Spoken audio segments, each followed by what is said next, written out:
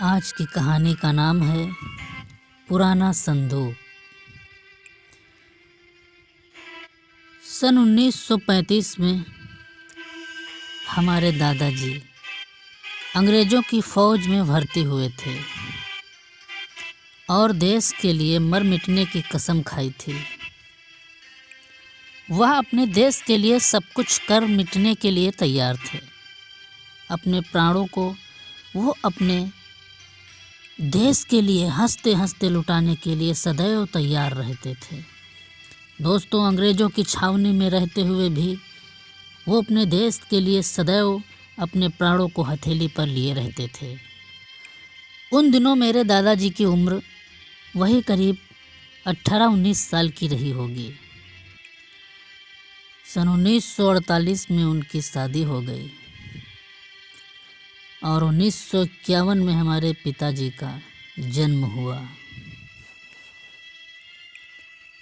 हमारे दादाजी हमारे पिताजी से सदैव यही कहा करते थे कि इस देश के लिए ही जीना, इस देश के लिए ही मरना।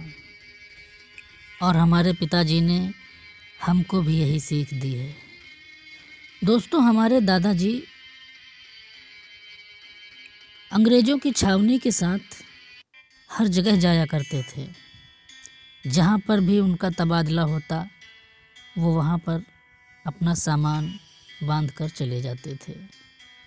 उनके पास एक संदूक था। उस संदूक में वो अपना सारा सामान रखा करते थे। अपने कपड़े, अपना ओढ़ना बिछौना, खाना पीना, सारे इंतज़ाम अपने वो उसी संदूक में रखा करते थे। वो संदूक उन्होंने अपनी पोस्टिंग के समय ही ख़रीदा था और वो संदूक बहुत ही अच्छी धातु का बना था, बहुत ही मजबूत और पुराना था। दोस्तों, 1970 में हमारे दादाजी रिटायरमेंट हो गए थे और हमारे पिताजी पढ़ लिख कर टीचर हो गए थे।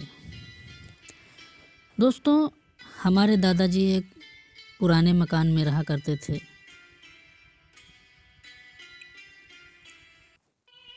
जिसे हमारे पिताजी ने अभी 10-12 साल पहले बनवाया है। दोस्तों, हमारे दादाजी 1990 में गुजर गए थे। इसके बाद हमारे पिताजी ने उस घर की मरम्मत करवाई और उसकी देखभाल की। हमारे पिताजी ने हमारे दादाजी की समस्त वस्तुओं को, समस्त उनकी सामग्री को बहुत ही प्यार से संभाल कर रखा था।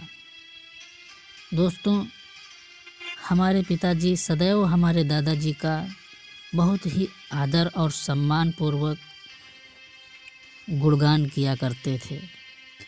सदैव हमसे दादाजी की तरह ही बनने की प्रेरणा देते थे।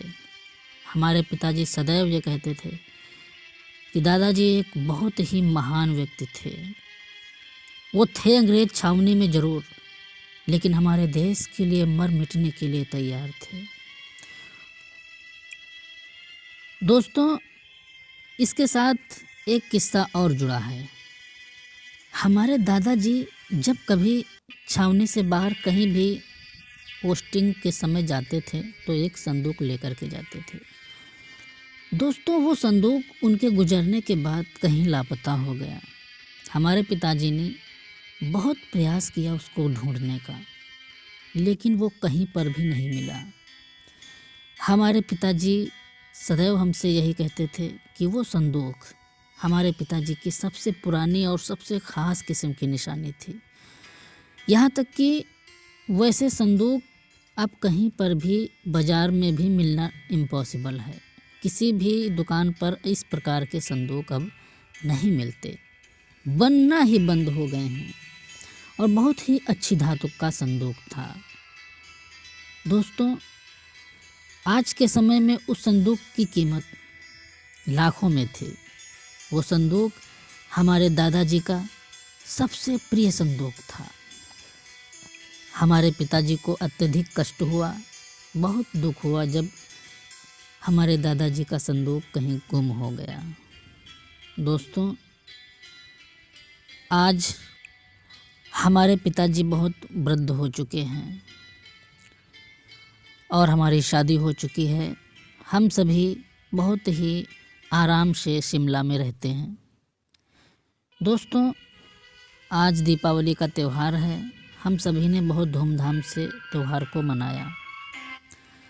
रात के वही 12-1 बजे हैं। हमें किसी प्रकार की आवाज़ का आभास हुआ, मानो हमारे घर में किसी भी प्रकार की कोई हलचल हो रही है। हमने महसूस किया, लेकिन हमने ज़्यादा ध्यान नहीं दिया। मैं सो गया। सुबह हुआ। अगले दिन फिर ऐसा मेरे साथ हुआ। मैंने फिर ध्यान नहीं दिया, लेकिन 3-4 रोज़ जब मेरे साथ इस प्रकार की आवाज़ों का आवागमन लगा रहा, मेरे कानों में इस प्रकार की जब आवाज़ें आई कि मानो कोई किसी प्रकार की आवाज़ किसी धातु की, जैसे मानो कोई धातु किसी में टकरा रही हो, मान लो कोई खनखन की आवाज़ आ रही हो, किसी प्रकार के कोई कॉइन्स वगैरह गिन रहा हो। दोस्तों, मैंने उस आवाज़ को बहुत ध्यानपूर्वक सुना। जब मैं उस आवाज़ की तरफ गया तो वहाँ पर कुछ भी नहीं था। दोस्तों, मैंने कई बार उस आवाज़ को ध्यानपूर्वक सुनने के बाद उस आवाज़ की खोज में जाना चाहा, लेकिन वो आवाज़ हमें कहीं पर भी नज़र नहीं आई। जब मैं ढूंढने के लिए निकलता तो वो आवाज़ यकायक आनी बंद हो जाती।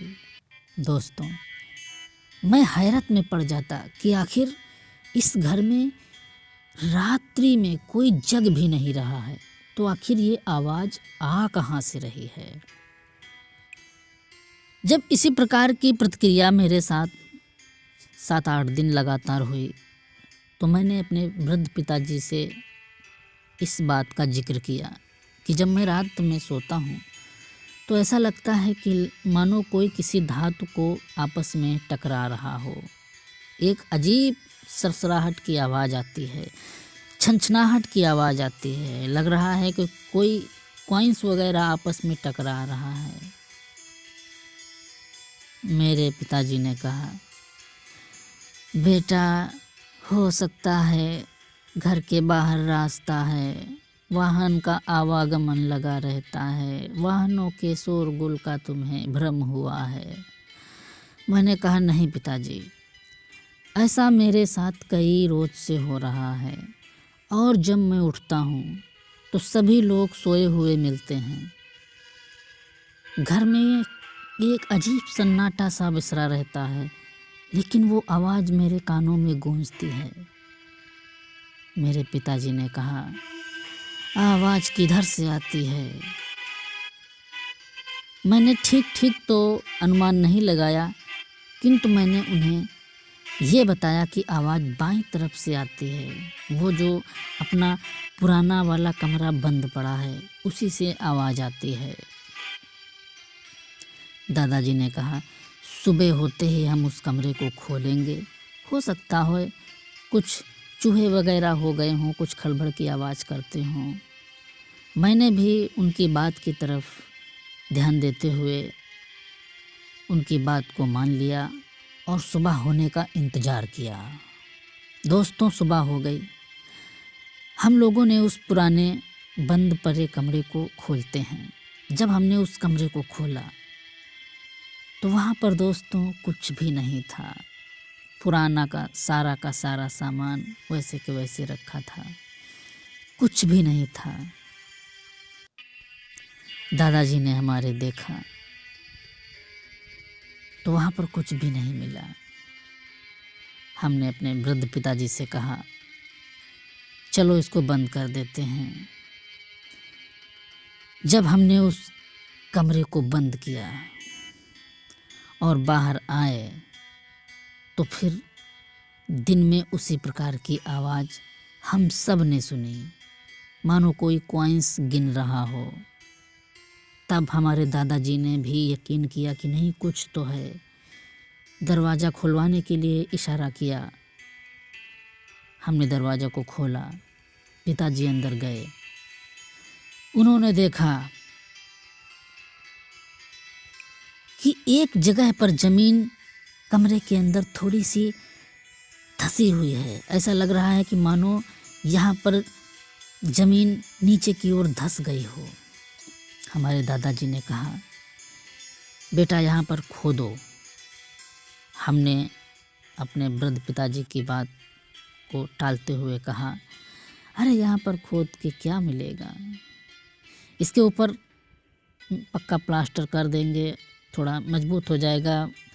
नीचे पोला रहा है इसलिए थोड़ा बहुत मिट्टी दब गई है, इसमें कुछ भी नहीं है। लेकिन हमारे पिताजी ने कहा, नहीं, इसको खोदो।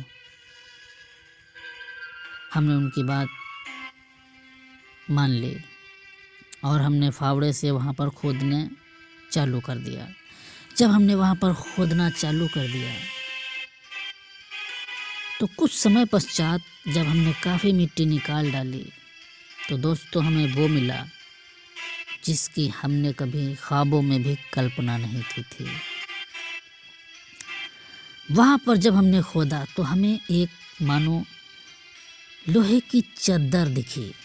हमारे पिताजी ने कहा, बेटा और खोदो। जब हमने कहा, पिताजी ये लोहे की लग रहा है चादर है, तो हमारे पिताजी ने कहा, इसको चारों ओर से खोदो। हमने उसको चारों ओर से घुमा घुमा के खोदने का प्रयास किया और जब खुद गया काफ़ी मशक्क़त करने के बाद तो दोस्तों हमने उसको बाहर निकाला तो वो एक संदूक की तरह था। जब हमने उसकी मिट्टी को साफ़ किया, कपड़े से पोंछा, तो दोस्तों आपको बताना मुनासिब समझता हूँ, इसलिए मैं आपको ये बता रहा हूँ। दोस्तों ये रियल है, सच्ची घटना है दोस्तों।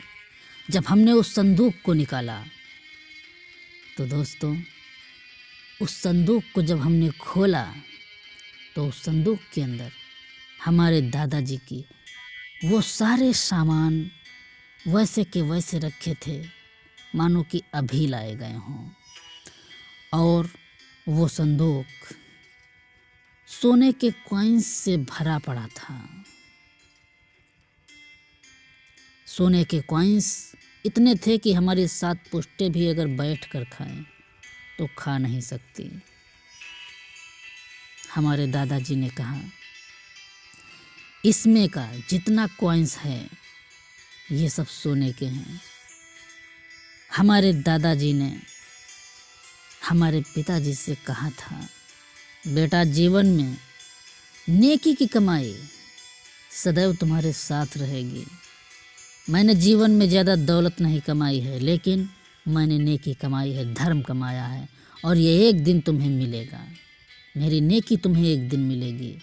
मेरे दादा जी का वही आशीर्वाद आज मेरे पिताजी को मिला है। दोस्तों हम सब ने उन कॉइन्स को बहुत ही आराम से निकाला और दादाजी के सामान को उसी संदूक में बड़े आराम से रख दिया और उस संदूक को हमने साफ़ सुथरी जगह रख दिया। उस कॉइन्स में सारे कॉइन्स सोने के थे। दोस्तों हमारे पिताजी ने हमसे कहा कि इसमें का 10% धर्म के कामों में लगाओ। हमने ऐसा ही किया। बाकी का 30% गरीबों में दान होगा, 60% हम अपने लिए रखेंगे। हमने ऐसा ही किया। दोस्तों हमने अपने पिताजी की बात को माना। 10% हमने धर्म के कामों में लगाया, 30% से हमने गरीब बच्चों को वस्त्र, गरीबों को घर और बहुत कुछ किया। इसके बाद 60% हमने अपने परिवार के लिए बचा के रखा। दोस्तों आज सन 2023 है। हम लोग बहुत खुश हैं अपने जीवन को लेकर के। हमारे जीवन में सारे कष्ट, सारे दुख, सारे तकलीफ दूर हो चुके हैं और आज हम हंसी खुशी अपने जीवन के साथ जीवन को आनंदमय गुजार रहे हैं।